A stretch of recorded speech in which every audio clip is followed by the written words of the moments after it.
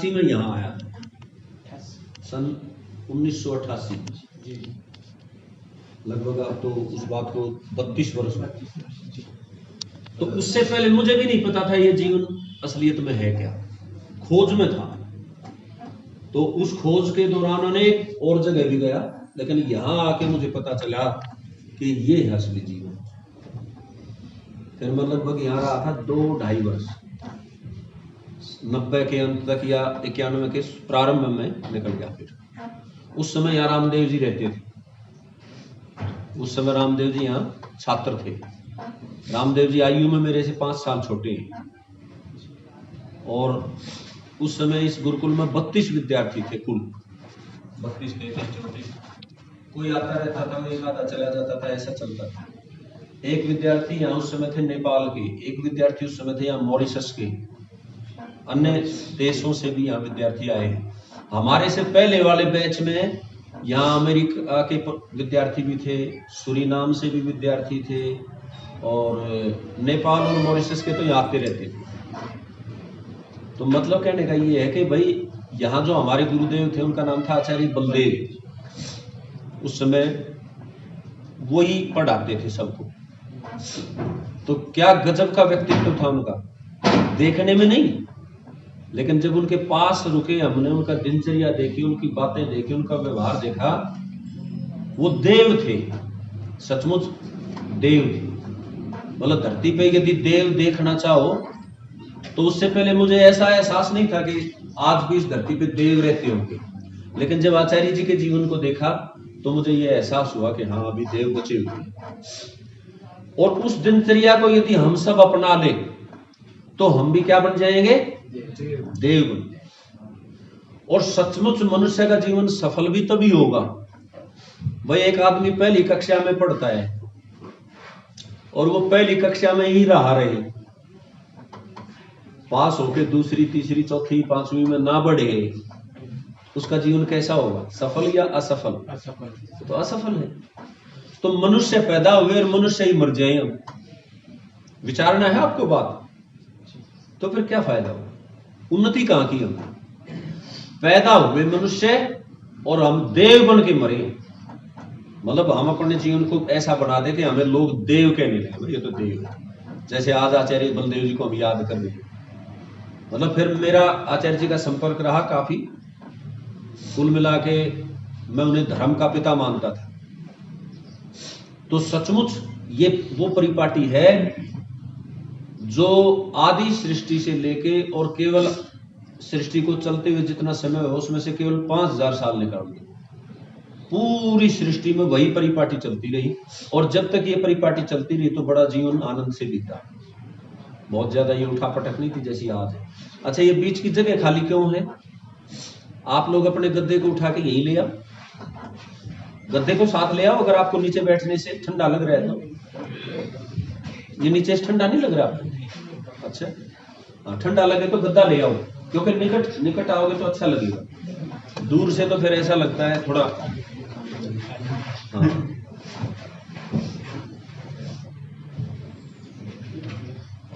हम सब ये एक कक्षा है, मतलब इसको ऐसा नहीं मानेंगे कि भाई ये एक ऐसे ही सत्संग चल रहा है, कभी आए कभी बैठे कभी उठे। कक्षा में भी जब बैठते हैं तो एक अनुशासन होता है, उसी अनुशासन से आप बैठेंगे, सीखने का प्रयास करेंगे। मैं स्वामी जी को और बुला लूं, वो भी कह रहे थे बैठने की। आगे कमर गर्दन सीधी करके, आंखें बंद करके, हाथ जोड़ के राष्ट्रीय प्रार्थना में बोलूंगा, आप सब ध्यान से सुनेंगे, और जिनको आती है तो सुर में लाके बोल भी सकता है।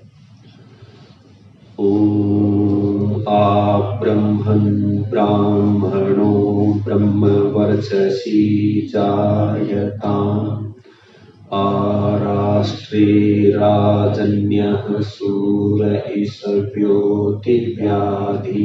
महारथो जायताम्, दोग्धिर्धेनुर्वोढा नड्वानाशुः शक्ति पुरन्धिर्योषा जिष्णो रथेष्ठा सभेयो युवास्य यजमानस्य वीरो जायताम् निकामे निकामे नः पर्जन्यो वर्षतु फलवत्यो न औषधयः पच्यन्ताम् योगक्षेमो नः कल्पताम्। ओम शांति शांति शांति।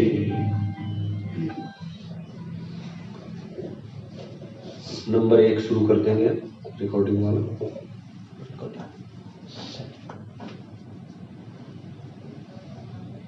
मनुष्य के लिए संसार में सबसे उपयोगी वस्तु क्या है? कोई मानता है श्वास, कोई मानता है जीवन, कोई मानता है धन, किसी को लगता है स्वास्थ्य। क्या सबसे उपयोगी क्या? कोई बल को मानता है। क्या विचार करते हो आप? स्वस्थ शरीर। कोई बुद्धि को मानता है। क्या माने? क्या है सबसे उपयोगी? जिस चीज के विषय पे भी विचार करोगे और उसको अनुवीक्षण करोगे, गहराई से सोचोगे, तो ऐसा लगेगा कि इसके बिना तो काम चल ही नहीं सकता। फिर भी इन सब को एक जगह बैठ के और पूरा मनन चिंतन किया जाए तो सचमुच ज्ञान, बुद्धि, विवेक, विचार, ये संसार की, मनुष्य जाति की सबसे बड़ी संपत्ति है। और चीजें अन्यों के पास मिल जाएंगी। बलवान हमसे ज्यादा जानवर बहुत हैं, उतने बलवान हम बन भी नहीं पाएंगे। एक उदाहरण के माध्यम से इस बात को पूरी तरह स्पष्ट अपने मस्तिष्क में बैठा लें कि एक नौजवान है, उसके परिवार में और भी बड़े भाई हैं, छोटे भाई हैं, लेकिन वो इतना बुद्धिशाली है, इतना गंभीर है, इतना अपने परिवार के प्रति समर्पित है कि उस घर में कोई भी जब नया काम प्रारंभ होता है तो बूढ़े माता पिता भी उसकी सलाह जरूर लेते हैं। अर्थात उनके घर में छोटे बड़े भाइयों में से कोई भी किसी नए काम की योजना लेके आए तो वो कहते हैं हमें अच्छी लगी। माता पिता के सामने प्रपोजल रखी, वो कहते हैं हमें अच्छी लगी, लेकिन उससे पूछेंगे तब करेंगे। इतनी अहमियत, इतना उसको सम्मान मिलता है। अब ये सम्मान उस नौजवान को केवल उसके घर तक ही नहीं सीमित है, उसके पूरे गांव के लोग भी उस नौजवान से सलाह लेने आते हैं अपने घर के मसलों में। अपने परिवार की जितनी भी कोई समस्याएं हैं, किसी बच्चे को कहाँ दाखिला दिलाना है, कहाँ शादी विवाह कर रहे हैं, वहां करें ना करें, कौन सी फसल बोनी है, आदि आदि सब विषयों में सलाह ली जाती है उस नौजवान से। वो नौजवान भी बड़ा सरल, बहुत बुद्धिमान और सबका हितकारी है। वो सबके हित की सलाह देता है और ये सम्मान उसे केवल गांव तक ही सीमित नहीं है। उसके दूर दराज गांव में रहने वाले भी रिश्तेदार, जहां तक उसकी जानकारी पहुंची, जहां तक लोग उसे जानते हैं, वहां दूर गांव से भी लोग उसे सलाह लेने आते हैं। इतना उस युवक का सम्मान बढ़ा हुआ है। समय बीतता जाता है, अचानक उस युवक की बुद्धि में विकार प्रारंभ हो जाता है। उसकी बुद्धि कुछ बिगड़ना शुरू हुई। सबसे पहले घर वालों को पता लगा।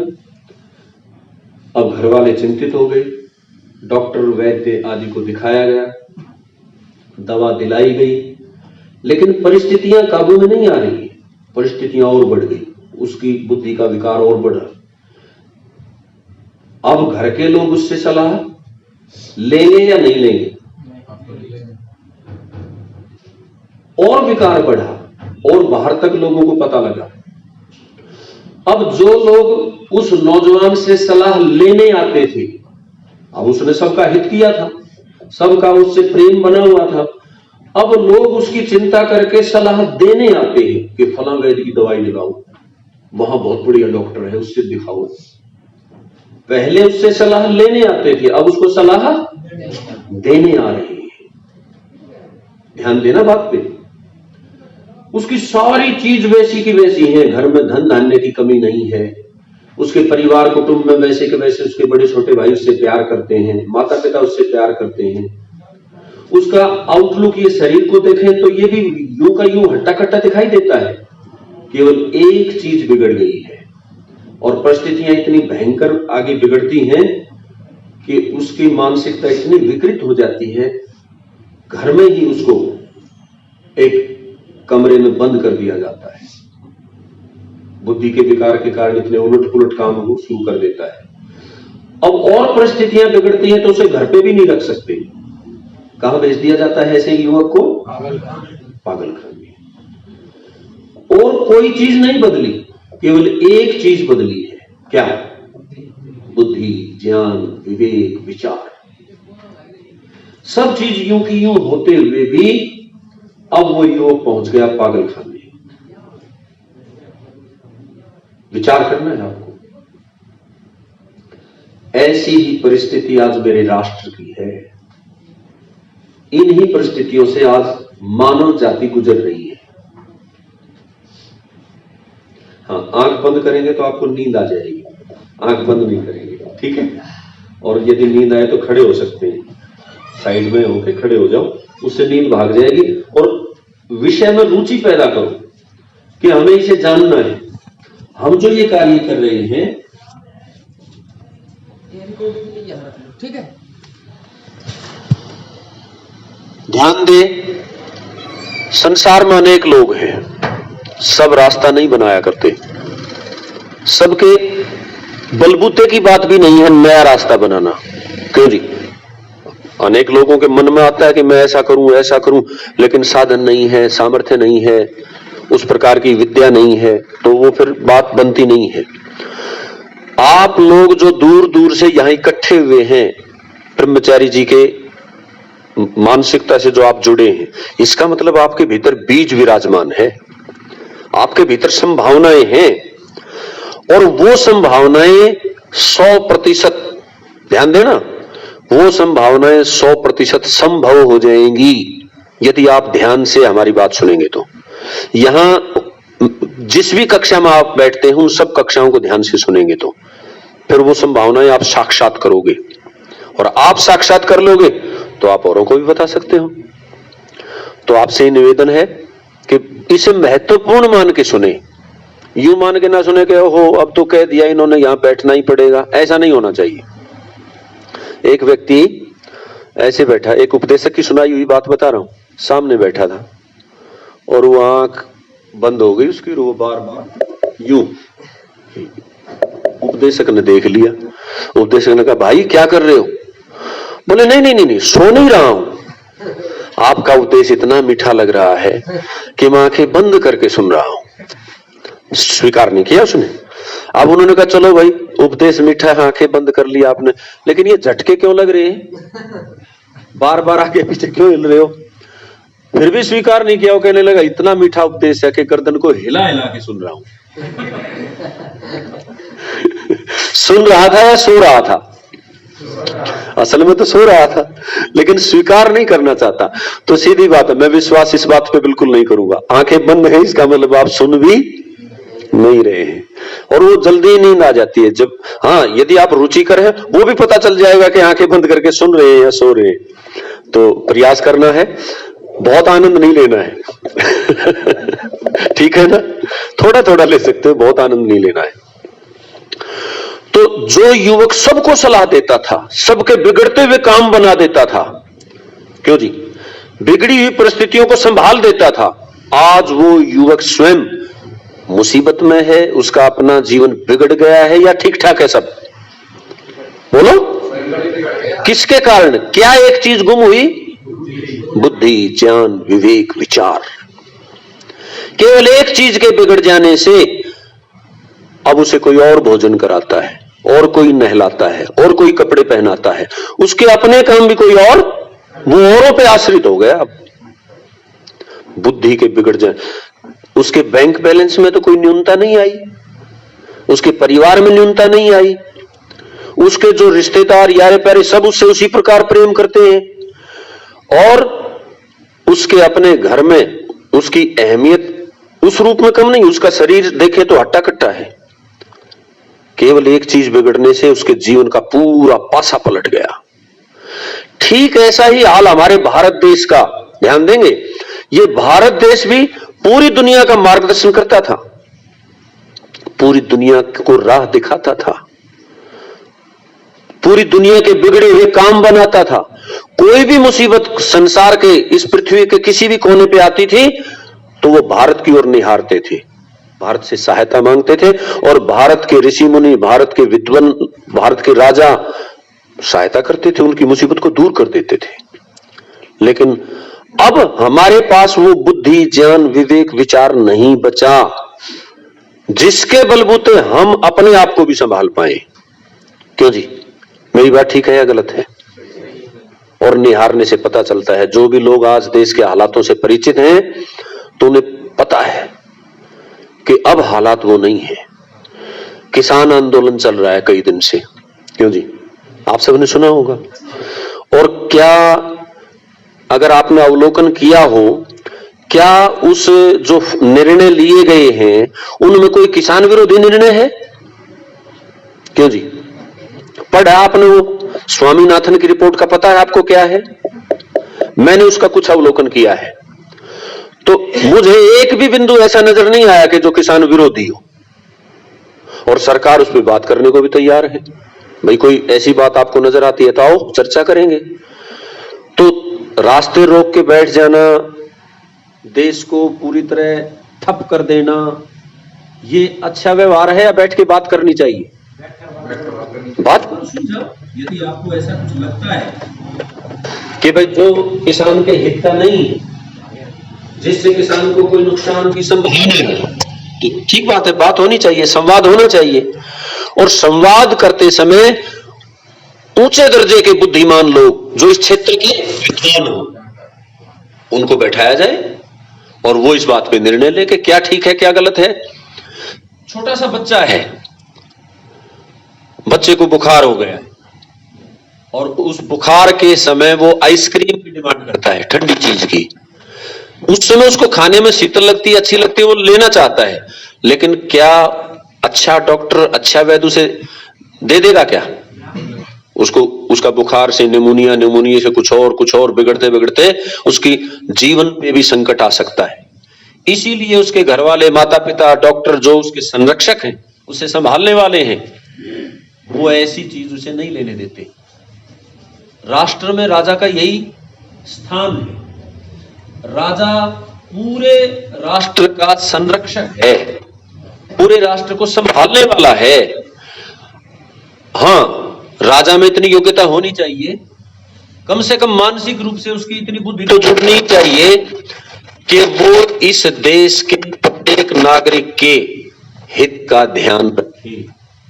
अर्थात कोई ऐसी परिस्थिति पैदा ना हो कि अंतिम व्यक्ति तक राष्ट्र में मिलने वाला लाभ बीच में ही रुक जाए, कट जाए, वहां तक ना हो। ये राजा का भी दायित्व है। और सचमुच जिस विद्या के ऊपर हम चर्चा करेंगे, ध्यान देंगे, जब तक वो विद्या प्रचारित प्रसारित रही, जब तक उस विद्या का प्रचलन हमारे देश में रहा, तो सचमुच इस देश के, इस राष्ट्र के राजा ऐसे ही होते थे। वो सोते तब थे जब उनको अंतिम व्यक्ति तक का पता चलता था कि मेरे राष्ट्र का प्रत्येक नागरिक चैन की नींद ले रहा है, तब वो अपनी सैया पे जाते थे। जब उन्हें ये पक्का पता चल जाता था कि मेरे राष्ट्र का कोई भी व्यक्ति भूखा नहीं है, तब वो भोजन का निवाला तोड़ते थे। अर्थात राष्ट्र में उपलब्ध जितनी भी सुख सुविधाएं हैं मौलिक, वो सब अंतिम व्यक्ति तक पहुंचाना राजा लोग अपना कर्तव्य समझते थे। और ऐसे राजा के लिए उस समय की प्रजा प्राण देने तो तैयार थी। उनको अंगरक्षकों की आवश्यकता नहीं पड़ती थी। एक तो वो खुद वीर होते थे और दूसरे नंबर पे वो जनता के हितैषी होते थे, तो फिर उनका खतरा कोई पैदा करेगा क्या? अगर जनता को पता लग जाए कि कोई व्यक्ति उनके लिए खतरनाक है तो जनता ही ना छोड़े उसे। क्यों जी, स्वाभाविक बात है। लेकिन उस प्रकार की मानसिकता कैसे बने? आज वर्तमान में हमारे देश में जो ये बुद्धि का जो स्तर है, बुद्धि की जो स्थिति है, वो उस लेवल की नहीं है जो होती थी, जो होनी चाहिए। कारण अब बताओ, ये बुद्धि कहां से प्राप्त होती है? मनुष्यों को बुद्धि क्या कोई ऐसा पेड़ है कि जिसका फल तोड़ के खा ले और हम बुद्धिमान हो जाए? कुछ पुस्तकों में लिखी है ऐसी बातें। या किसी दुकान पे मिलती है बुद्धि, खरीदी जा सकती है? कहां से मिलेगी बुद्धि बताओ? हाँ, बुद्धि के बढ़ाने का जो उपक्रम है, जो ढंग है, जो प्रचलन है, वो है विद्यालय, गुरुकुल। जितनी भी संसार की शिक्षण संस्थाएं हैं वही सब बुद्धि को बढ़ाती हैं। अलग अलग विषय हैं, कोई इंजीनियरिंग कॉलेज है, कोई अन्य प्रकार के, उस इंजीनियरिंग में भी अलग अलग विभाग हैं। कोई रॉकेट साइंस पढ़ाता है, कोई जीव विज्ञान पढ़ाता है, कोई रसायन विज्ञान पढ़ाता है, कहीं कोई भिन्न भिन्न प्रकार के विभागों में वो बातें पढ़ाई जाती हैं। आप ध्यान दें, जिस शिक्षा पद्धति को पढ़ के, ध्यान देंगे, राम राम बन गया, श्री कृष्ण कृष्ण बन गए, सीता सीता बन गई, हनुमान हनुमान बन गई, कौशल्या कौशल्या बन गई, वो विद्या आज नहीं पढ़ाई जाती। क्यों जी? जो राम ने शिक्षा पढ़ी वो आज नहीं पढ़ाई जाती। हमारी इस शिक्षा पद्धति को ही बिगाड़ दिया गया, ध्वस्त कर दिया गया। किसने किया? अंग्रेज, मुसलमान, हुन, शक, पता नहीं और किस किस का नाम लें, बौद्ध, जैन और भी इसमें सम्मिलित हैं। इसमें हिंदू तक शामिल है। इसमें यदि अंतिम परिपाटी तक जाओगे तो हिंदू भी इस बिगाड़ में सम्मिलित है। अब इतने बिगाड़ हुए और ये कोई एक क्षण में हो गए, हजारों साल बिगड़ने में लगे। इस सृष्टि को चलते हुए लगभग 2 अरब वर्ष हो गए हैं। इन 2 अरब वर्ष में से केवल 6000 साल निकाल दो, उससे पहले ये शिक्षा पद्धति लागू थी जो आज इस गुरुकुल में लागू है। और जब तक वो शिक्षा पद्धति लागू रही, ध्यान देंगे, तब तक इस देश में पैदा होने वाले स्त्री और पुरुष दोनों के अलग अलग शिक्षण संस्थान होते थे। बेटियों के गुरुकुल में स्त्री जाति पढ़ती थी और बेटों के गुरुकुल में पुरुष वर्ग पढ़ता था। और पढ़ाई लिखाई के लिए कोई इस प्रकार की प्रतिबंध नहीं थे कि इसको पढ़ाएंगे और इसको नहीं पढ़ाएंगे।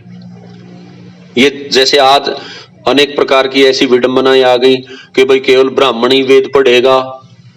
उस समय गुरुकुल ही वर्ण को निर्धारित करता था। उसके गुणकर्म स्वभाव का आचार्य देखता था निकट से और वो निर्धारित करता था कि ये कौन सा वर्ण अपनाने के लायक है, इसमें कौन सी योग्यता है। जन्मना वर्ण व्यवस्था नहीं थी, कर्मणा वर्ण व्यवस्था थी, जो संसार के लिए आज भी लाभदायक है, पहले भी लाभदायक थी। आज की सरकार ने भी उसे अपनाया हुआ है। First class, second class, third class, fourth class अपना रही है या नहीं अपना रही? नहीं तो आईपीएस का काम किसी चपरासी को देके दिखाओ। स्वीकार किए हुए हैं, लेकिन इसका विरोध कर रहे हैं, वर्ण व्यवस्था को काट रहे हैं कि ये ठीक नहीं है। तुम्हारी फोर्थ क्लास, सेकंड क्लास कैसे ठीक होगी? फिर आधार वही है। आपकी बात तो समझ में आ रही है ना? निश्चित उसी परिपाटी को अपनाए हुए हैं जो संसार के लिए लाभदायक है, और वैसे उसका विरोध का कारण वही मानसिकता, वो बुद्धि नहीं बढ़ पाई बेचारों की। विदेशी आक्रांताओं ने हमारी शिक्षा पद्धति को तोड़ के, उस समय जब राम बना तो उस समय थी गुरुकुलीय शिक्षा पद्धति। बोलो कौन सी शिक्षा पद्धति थी? इस गुरुकुलीय शिक्षा पद्धति को तहस नहस किया गया। पहले मुसलमानों ने इसे तोड़ अपने मदरसे बनाए, फिर ईसाई लोग आए तो उन्होंने इसे तोड़ अपने कॉन्वेंट स्कूल बनाए, और अब मिक्सिंग चल रही है पूरे संसार में, भारत में भी। सब लोग अपनी अपनी विचारधारा से शिक्षा दे रहे हैं। और अब आपके देश में जिसे हम आमतौर पे पूरे भारत की शिक्षा पद्धति स्वीकार किए हुए हैं, उसका नाम है मैकाले शिक्षा पद्धति। बोलो कौन सी? लॉर्ड मैकाले नाम का एक अंग्रेज, जिसने इस पाठ्यक्रम को रिकमेंड किया, तैयार किया और प्रसारित करने का बीड़ा उठाया।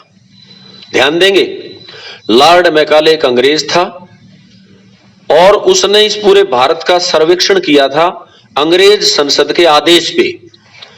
अंग्रेज संसद में यह बिल पास हुआ बाकायदा कि भाई इनकी शिक्षा पद्धति को तहस नहस करो, पहले इनका सर्वेक्षण करो कि ये अब कितने पानी में है, इनकी पढ़ाई लिखाई का क्या हाल है, इनकी विचारधारा क्या है। यह सन 1839 और 35 के बीच हुआ। सन 1835 से यह सर्वे शुरू हुआ, सर्वेक्षण कराया गया और 4 साल सर्वेक्षण चला। 39 में ये रिपोर्ट प्रेषित की उसने अंग्रेज संसद में, मैकाले ने। वो क्या कहता है, ध्यान से सुनना। सन 1839 में भारत क्या था? वो कहता है भारत में साक्षरता की उस समय उसने जो संख्या बताई 97%। 97% लोग साक्षर थे उस समय हमारे, पढ़े लिखे। और क्या कहता है, यहाँ के लोग चरित्रवान हैं, यहाँ के लोग निठल्ले नहीं है, मेहनत करके खाते हैं, यहाँ कोई भिखारी नहीं है, यहाँ अनपढ़ नहीं है, यहाँ चोर नहीं है। और अंत में इसको बांध दिया उसने कि यहाँ के लोग मजबूत चरित्र वाले हैं। अंग्रेज संसद भी हैरान हो जाती है और हम भी हैरान हुए जब पहली बार हमने इस बात को सुना। क्यों हैरानी की बात क्या है? क्योंकि आज से 200 साल पहले, लगभग 1839 में भारत को गुलामी भोगते हुए 1000 साल हो चुके थे लगभग। पहले 800 साढ़े 800 साल मुसलमानों की गुलामी भोगी, उसके बाद लगभग 60-70 साल हो गए थे ईस्ट इंडिया कंपनी को आए हुए, लगभग 1000। हाँ, एक 100-200 साल इधर उधर कोई बात नहीं। इतने साल गुलाम रहने के बाद भी हमारा चरित्र मजबूत था, हमारे लोग पढ़े लिखे थे, हमारी आर्थिक स्थिति ठीक थी, यहाँ कोई एक भी भिखारी नहीं था, यहाँ बेरोजगारी नहीं थी, यहाँ कोई ऐसी समस्या ही नहीं थी, ना यहाँ मां बहन बेटियों का बलात्कार होता था। और जो भी हो रहा था वो उन गुलामी के काल की देन थी। उस समय कुछ हो रहा था, उस मां बहन बेटियों को उठा लिया जाता था, तो मुसलमान लोगों ने ऐसा प्रचलन पैदा किया था उस विचारधारा ने। अब इस पे भी आएंगे कि ये मुसलमान बन कहां से गया, ये भी विचार करेंगे, ये ईसाई बन कहां से गया। हाँ, इसको कोई इसका जानकार ठीक करे एक बार, इसका कुछ लग सकता है तो हिलता है मेरे ख्याल। ये मेरे तकत से दूर कर दो स्वामी जी, ये तकत हिलता है तो ये हिलेगा फिर। नहीं सर, ऐसा नहीं होगा। अच्छा, दूर था बिल्कुल। अच्छा। ओ ये क्या है? ओ बगल में होता है, ज्यादा अच्छा होता है। अच्छा, यहाँ रखें, एक नंबर में लगा दो इसको। ओ हाँ, अब ठीक है, आवाज कम कर दो थोड़ी। ओम भूर्भुवस्सुः तत्सवितुर्वरेण्यम्। तो क्यों उस काल में मैकाले ने जो रिपोर्ट प्रेषित की अंग्रेज संसद को, अंग्रेज संसद ने पूछा कि इनकी इतनी समृद्धि का, इतने परिपक्वता का, इस विद्या का, इस संपन्नता का कारण क्या है? तो लॉर्ड मैकाले जो शब्दावली कहता है आप उसे ध्यान से सुनना और अपने हृदय में बैठाना। उसने कहा कि इनकी जो शिक्षा पद्धति है वो इनकी रीढ़ की हड्डी है, बैकबोन। वहां अंग्रेज था ना, वो अपनी अंग्रेजी भाषा में लिखता है कि इनकी रीढ़ की हड्डी है इनकी शिक्षा पद्धति। कौन सी शिक्षा पद्धति? तो कहता है गुरुकुलीय शिक्षा पद्धति। और जब तक ये गुरुकुल रहेंगे हम इनको लंबे काल तक गुलाम बना के नहीं रख पाएंगे, ये स्वतंत्र होंगे ही होंगे। अब अंग्रेज संसद पूछती है कि भाई लंबे काल तक गुलाम ही रहें, क्या किया जाए? तो उसने कहा रीढ़ की हड्डी तोड़ी जाए। तो उस समय ही अंग्रेज संसद ने ये पूरा प्रोजेक्ट, ये पूरी जो कार्रवाई थी कि भाई इनकी रीढ़ की हड्डी को तोड़ो, इनकी शिक्षा पद्धति को रिप्लेस करो, चेंज करो, बदलो। तो उन्होंने ही वहां ये आदेश जारी किए कि अब कोई भी, उस समय तक कहते हैं गांव-गांव में 2-2, 4-4, 5-5, 10-10 तक भी गुरुकुल थे एक-एक गांव में। और ब्राह्मण वर्ग उस समय अपने देश के नौजवानों को शिक्षा देते थे, पैसे के लिए नहीं। ध्यान देना, उस समय तक निष्ठा बची हुई थी। उस समय तक ये बात ब्राह्मण जानते थे कि यदि हम ये आगे शिक्षा नहीं देंगे तो रहा खहा जो बचा हुआ भी है ना, भारत की परंपराएं, संस्कृति, ये सब भी मिट जाएगा और तुम भी मरोगे। ऐसा उनका चिंतन बन चुका था। ध्यान दें, तो उस समय अंग्रेज गवर्नमेंट ने वहां एक ऑर्डिनेंस, एक कानून बना के लागू कर दिया कि भारत में कोई भी ब्राह्मण अपनी मर्जी से शिक्षा नहीं दे सकता। और जिन्होंने इस बात का उल्लंघन किया उनको गोलियों से उड़ाया गया, उनको पेड़ों पे फांसी लटका दिया गया, ऐसे अत्याचार हुए, उनके परिवारों को तहस नहस कर दिया गया, ऐसे गांव को जिंदा भी जलाया गया, आग लगा दी गई। इस शिक्षा पद्धति को नष्ट कर दिया गया और उन्होंने अपनी शिक्षा पद्धति, जो मैकाले पद्धति है, 10 जमा 2 जमा 3 जमा ये ऐसे चलती है, ये रोपनी शुरू कर दी। ध्यान दें, गुलामी के काल में ये शिक्षा पद्धति उतनी उन्नत नहीं हुई, कुछ लोग पढ़े लिखे थे, इसीलिए फिर उन्होंने उसी से आकलन किया कि हमारे स्कूलों में कितने लोग पढ़े, कॉलेजों में कितने लोग पढ़े, तो फिर भारत के लोगों का शिक्षा में जो स्तर था वो गिर गया। यहां ज्यादातर लोगों को अनपढ़ घोषित कर दिया गया, क्योंकि जो अंग्रेजी नहीं जानता उसको लोग पढ़ा हुआ मानते ही नहीं, क्योंकि उन्होंने उस शिक्षा पद्धति को अहमियत ही नहीं दी, मान्यता ही नहीं दी। ध्यान देंगे, अब स्वतंत्रता प्राप्ति के बाद हमारी सरकार बनी, लेकिन वो भी सरकार ना बन के कोई समझौते ऐसे हुए कि उन्हीं के लोग सरकार में बैठ गए। नेहरू एंड कंपनी, उन्होंने उन्हीं अंग्रेजों की विचारधारा को और ज्यादा तत्परता से लागू कर दिया। आज भी भले ही बीजेपी शासन में है, भले ही वो हिंदुत्व का नारा देती है, लेकिन शिक्षा पद्धति आज भी भारतीय नहीं है। और जब तक ये शिक्षा पद्धति नहीं होगी तो क्या बुद्धि, ज्ञान, विवेक, विचार वैसा हो पाएगा जैसा राम का था? वैसा हो पाएगा जैसा श्री कृष्ण का था? वैसा हो पाएगा जैसा सीता, सावित्री, रुक्मिणी का था? नहीं हो सकता, क्योंकि शिक्षा से ही व्यक्ति की बुद्धि का निर्माण होता है। अब आप इसे समझ लें, भाई आपको एक 10, 20, 50 हजार की नौकरी के लिए कार्य करना है या सचमुच मनुष्यता के लिए कार्य करना है, यह आपको विचार करना है। जो लोग मनुष्यता के लिए कार्य करना चाहें, जो अपने मां की कोख का सम्मान बढ़ाना चाहें, जो इस मानवता को दोबारा मानवता के रूप में जीवित करना चाहें, उनको इस शिक्षा पद्धति पर ध्यान दे, पहले स्वयं को शिक्षित करना होगा। क्या अंतर था? मैंने बताया आपको कि सन 1839 में भी भारत में बेरोजगारी नहीं थी। सन 1839 में भी एक गजटियर की रिपोर्ट बताती है कि भारत पूरे विश्व व्यापार में भारत की भागीदारी उस समय भी कोई 55% लिखता है, कोई 66% तक लिखते हैं विद्वान कि 66% विश्व व्यापार में भारत की भागीदारी थी। आज कितनी है जी? आपको पता है आज कितनी है? विश्व व्यापार में आज भारत की भागीदारी मेरे ख्याल 5 से 3 के बीच है, और ये भी अब बढ़ी है बीजेपी गवर्नमेंट आने के बाद।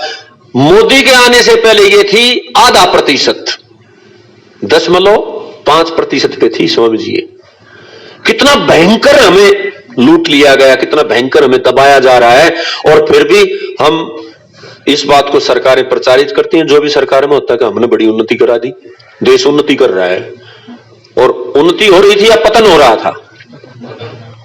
अब कुछ संभाल हुआ है, लेकिन पूरा संभाल यहां से हो जाएगा। ये है जिसके बदलने से सब बदलेगा। शिक्षा पद्धति के बदलने से सब बदलेगा, क्योंकि हमारी बुद्धियां खुलेंगी। और मैं एक बात पे आपको ध्यान दिला दूं, इस मैकाले शिक्षा पद्धति में वो योग्यता ही नहीं है, वो एबिलिटी ही नहीं है कि वो हमारे मस्तिष्क को पूरा खोल सके। इस मस्तिष्क में डॉक्टर लोग बताते हैं 20 खरब से भी ज्यादा सेल्स हैं, कोशिकाएं हैं, सेल्स हैं। जैसे चिप होती है ना आपकी मोबाइल में जो डालते हो, ये इतने एमबी की, ये इतने एमबी, तो वो कुछ एमबी की जो चिप है वो 20 खरब से भी ज्यादा हमारे मस्तिष्क में है। जो हमारी शिक्षा पद्धति थी, जो राम की शिक्षा पद्धति थी, श्री कृष्ण की शिक्षा पद्धति थी, उसका नाम क्या था? गुरुकुलीय। और गुरुकुल में पढ़ाए जाते थे वेद। बोलो क्या? वेद। और उन वेद के मंत्रों को पढ़ने से ही इस बुद्धि के वो सारे सेल्स क्रियान्वित हो जाते थे, संचालित हो जाते थे, एक्टिव हो जाते थे। आज की शिक्षा पद्धति में, मैकाले शिक्षा पद्धति में वो योग्यता ही नहीं है कि वो आपके पूरे मस्तिष्क को झनकृत कर दे, संचालित कर दे।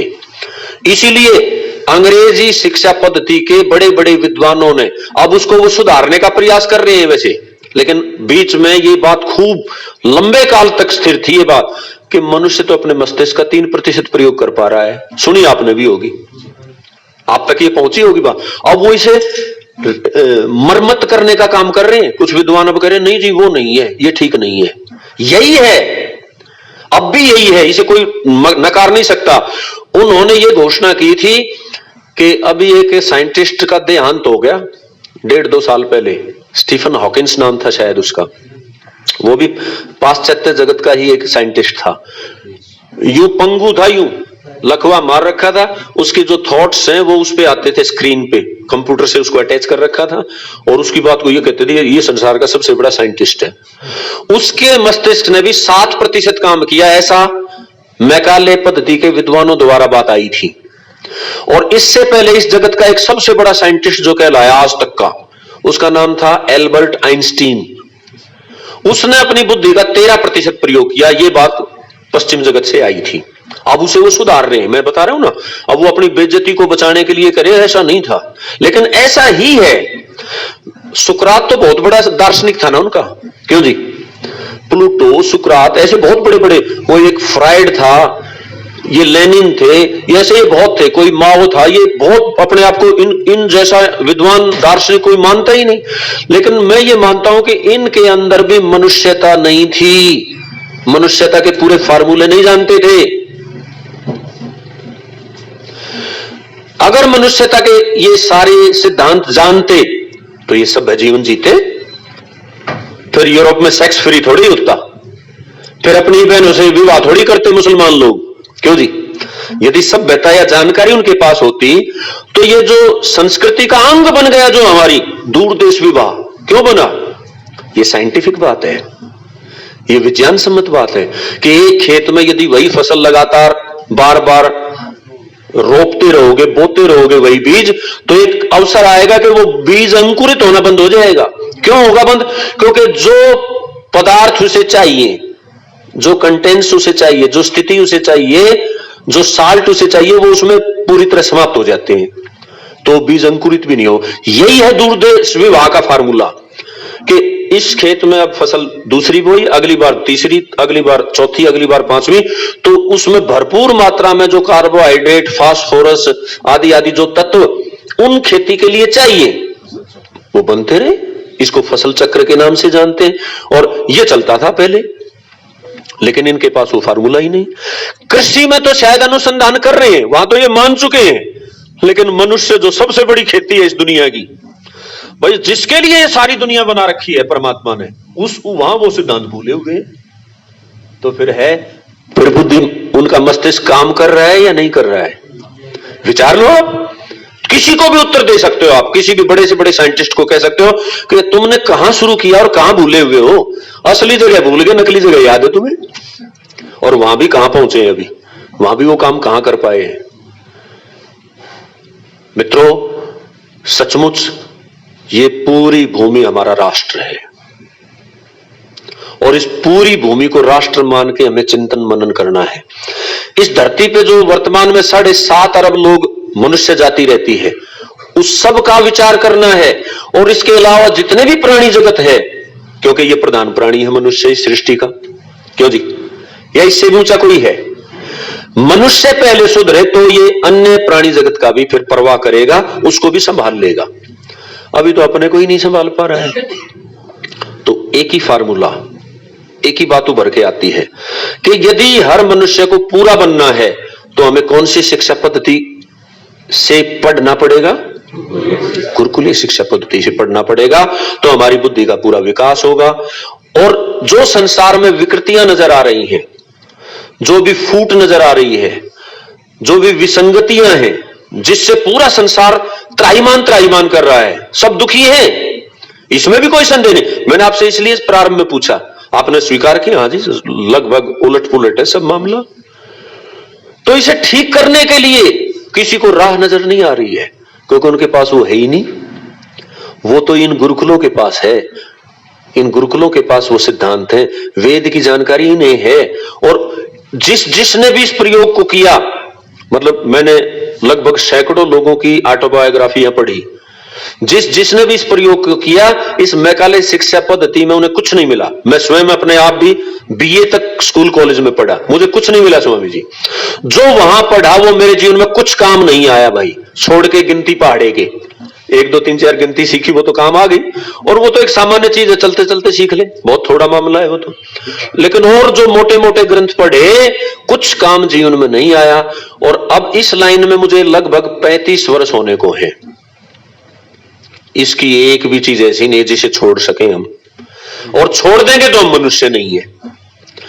अगर इन सिद्धांतों में से एक को भी छोड़ दे तो हम मनुष्य नहीं हैं। ध्यान देंगे, अब पूरी मनुष्य जाति से ये वैदिक सिद्धांत छूटे हुए हैं या पूरी मनुष्य जाति उसे ग्रहण किए हुए हैं? छूटे हुए हैं। छूटे हुए हैं तो इसका मतलब वो मनुष्य है या नहीं है? मनुष्य नहीं है तो मनुष्य वाले काम कहां से करेंगे? आपको आशा करनी भी नहीं चाहिए। जब तक गुरुकुलीय शिक्षा पद्धति को न सीख लो और न फैला दो, तब तक आपको उनसे मनुष्य वाले काम की आशा करनी भी नहीं चाहिए, क्योंकि वहां कोई आधार ही नहीं है। तो मैं आपसे ये निवेदन करना चाहता हूं, हजारों देशभक्त बल्कि लाखों देशभक्त इस देश में हुए जिन्होंने अपने प्राणों का बलिदान दे दिया। ध्यान देंगे, बलिदान उन्होंने अपने सुख के लिए नहीं दिया, वो तो जा ही रहे हैं भाई, उन्होंने तो शरीर त्याग ही दिया। उसमें कोई फांसी पे झूल गया, किसी की तलवार से गर्दन काट दी गई, किसी को जिंदा जला दिया गया, किसी को पानी में डुबो के मार दिया गया, अनेक यातनाएं देके किन्हीं को जहर के प्याले पिला दिए गए। उन सब ने एक ही सपन देखा था, उन सब की एक ही आकांक्षा थी।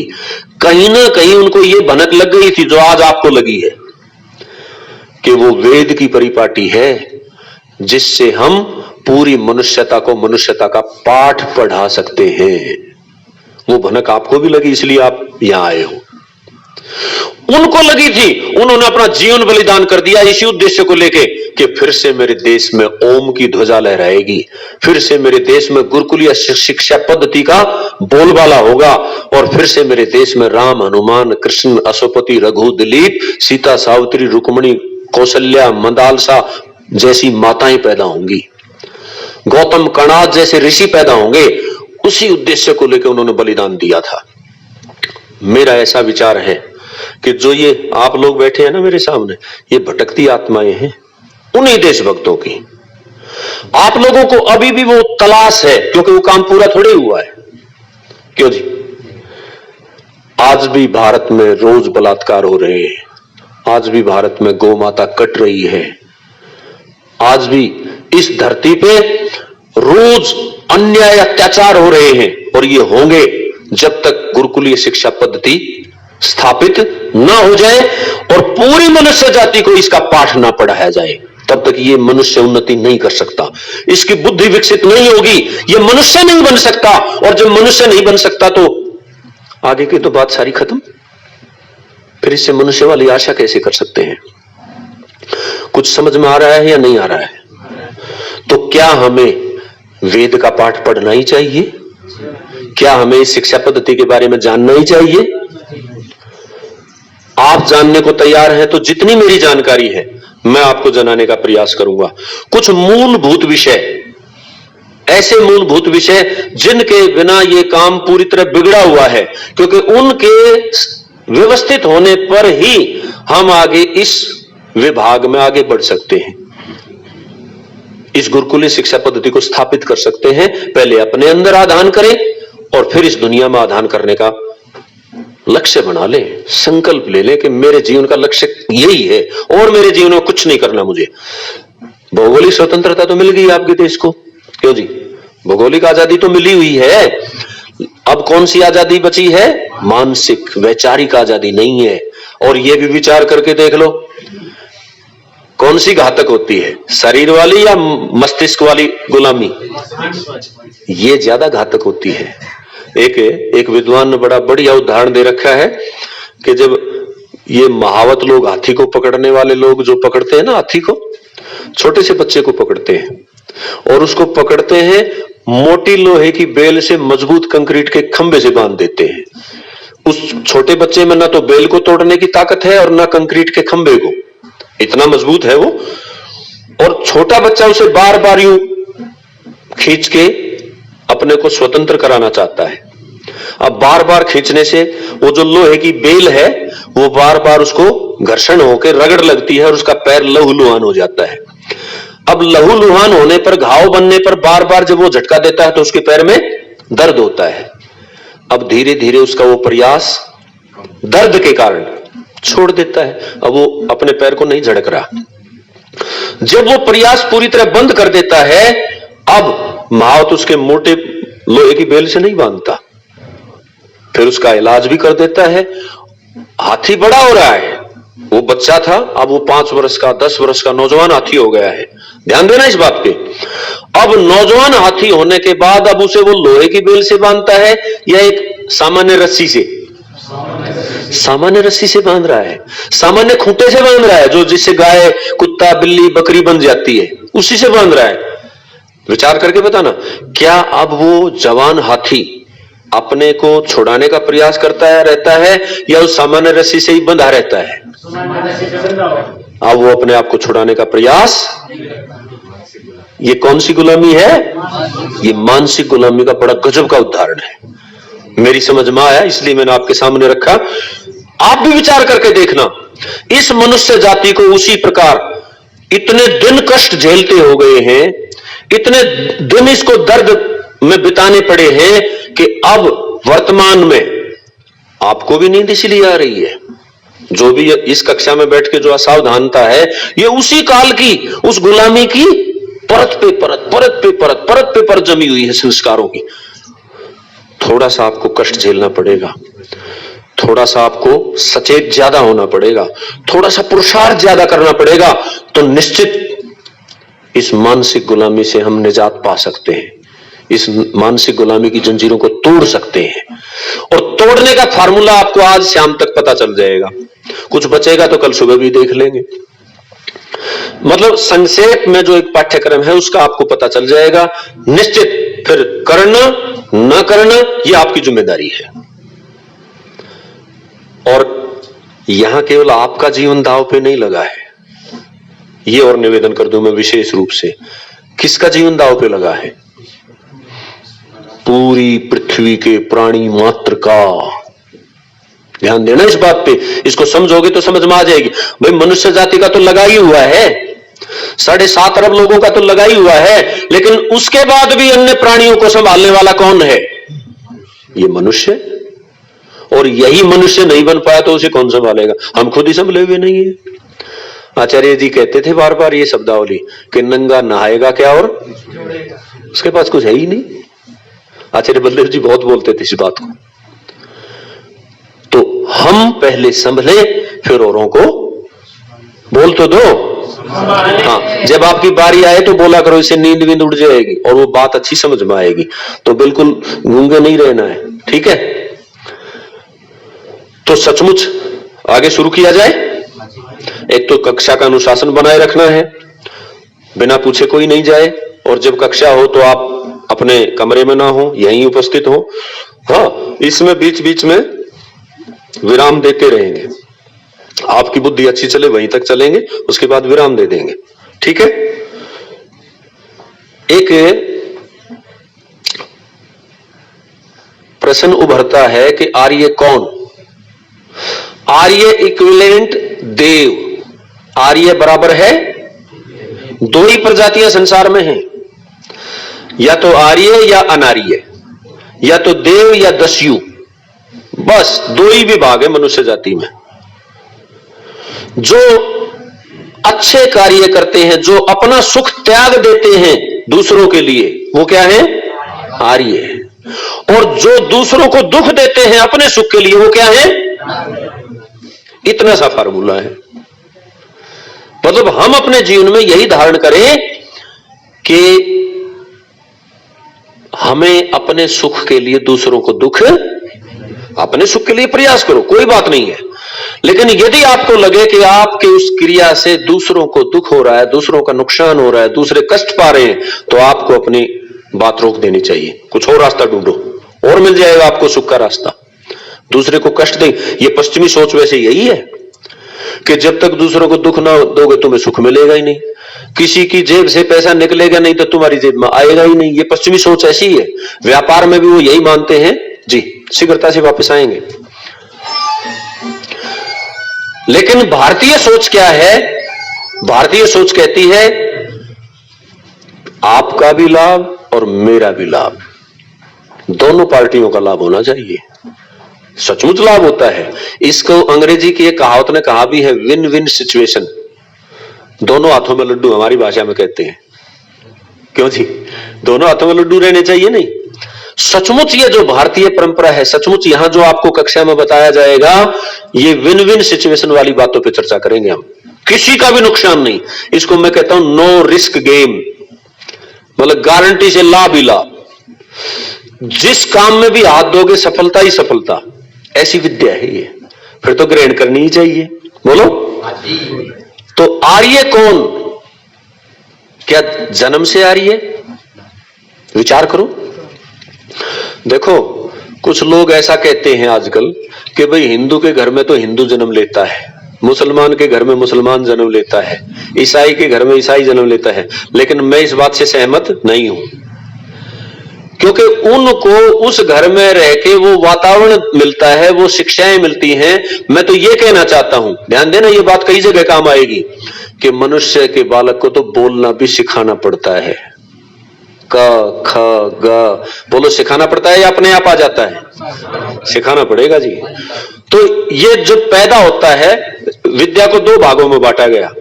एक को कहा स्वाभाविक, बोलो क्या? स्वाभाविक। और एक को कहा नैमित्तिक। स्वाभाविक ज्ञान मनुष्य में पशुओं से भी थोड़ा है, जिसको सिखाना ना पड़े, जो जन्मजात अपने आप ही परमात्मा प्रदत्त हो, जो अपने आप आ जाए उसको। जैसे पशु के बच्चों को तैरना, गाय भैंस बकरी के बच्चे को जल में डाल दो, डूबेगा या तैरेगा?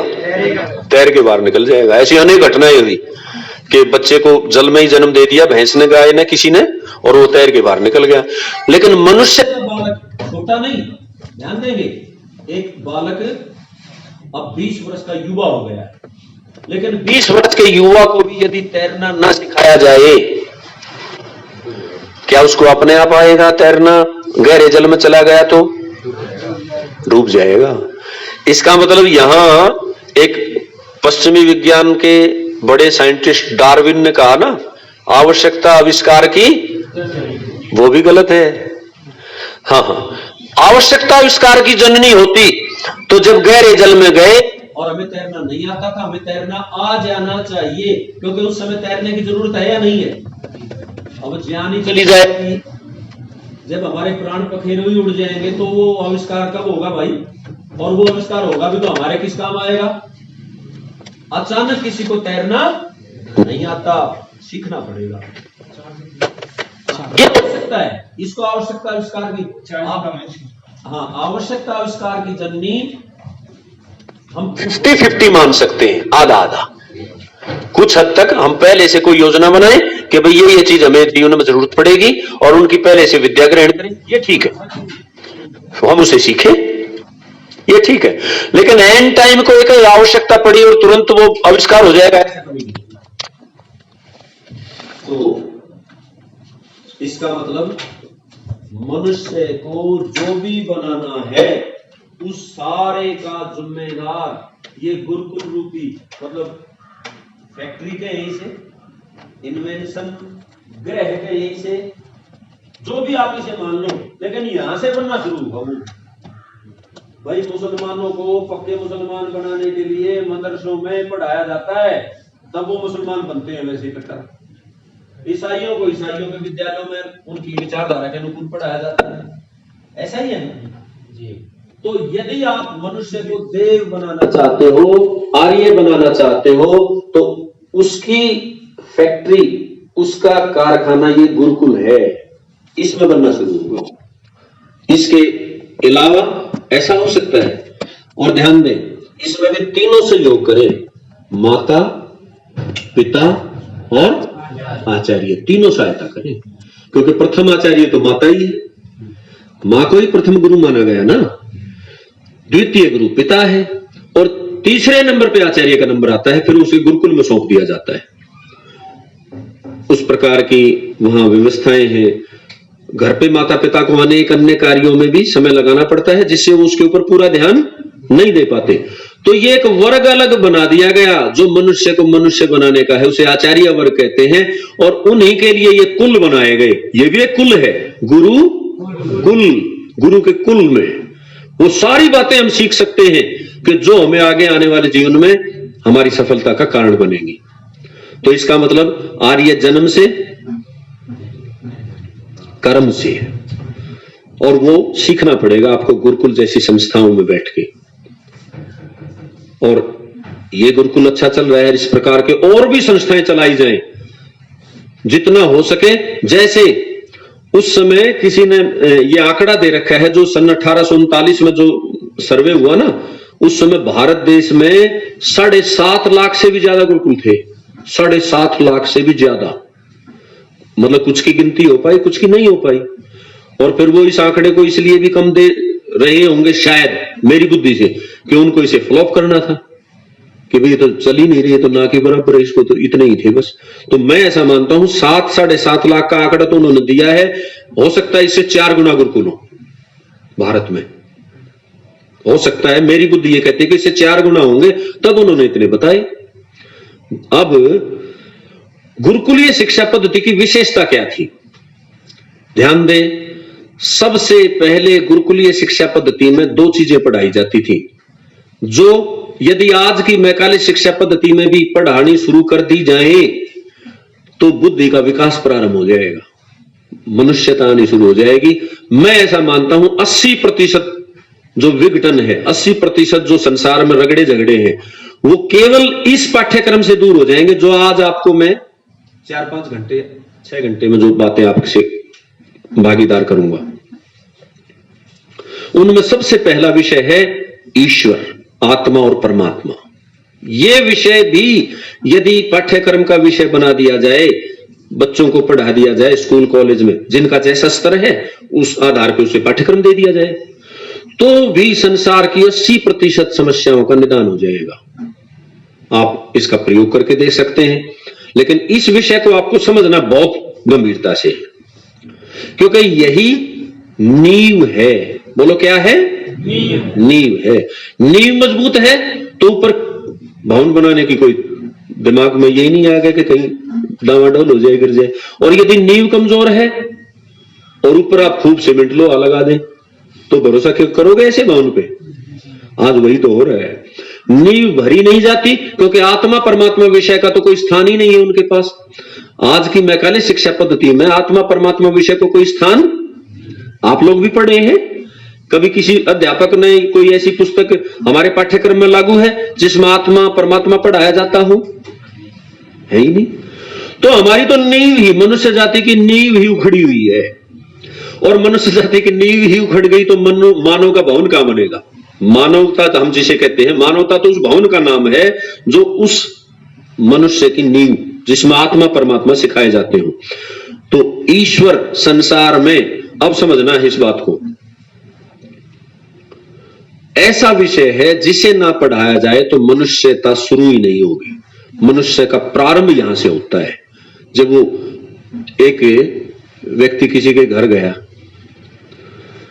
और वो घर पे जाके पूछने लगा, जी फला व्यक्ति है यहाँ? और वो जो घर का स्वामी था जिसे वो पूछ रहा था, उसने कहा, जी मैं तो जानता ही नहीं मैं कौन, मुझे ही नहीं पता मैं कौन हूं। एक विद्वान ने बड़ा इसके ऊपर उदाहरण दे रखा है कि कोई व्यक्ति बस में चढ़ा और टिकट चेक करने वाला आ गया। अब उसने कहा, जी टिकट? तो उसने अपना कोट की जेब तलाशी, इधर देखा उधर देखा, टिकट नहीं मिली। फिर उसने कुर्ते की जेब तलाशी, फिर उसने और अंदर देखा, तो उसकी जो अपनी तलाशी लेने का ढंग था, उससे उस टीटी ने कहा, टिकट चेकर ने कहा कि महाशय, मैं आपकी इस उत्सुकता से ये समझ सकता हूं कि आप सच्चे आदमी हो, आपने टिकट जरूर ली है, आप परेशान ना हो, मैं आपके ऊपर जुर्माना नहीं करूंगा। लेकिन वो फिर भी परेशान, वो फिर भी शोर मचा रहा है। बोले मैं आपके ऊपर जुर्माना करूंगा ही नहीं, तो आप परेशान क्यों हैं? तो उसने कहा मैं इसलिए परेशान नहीं हूं कि मेरे पास टिकट नहीं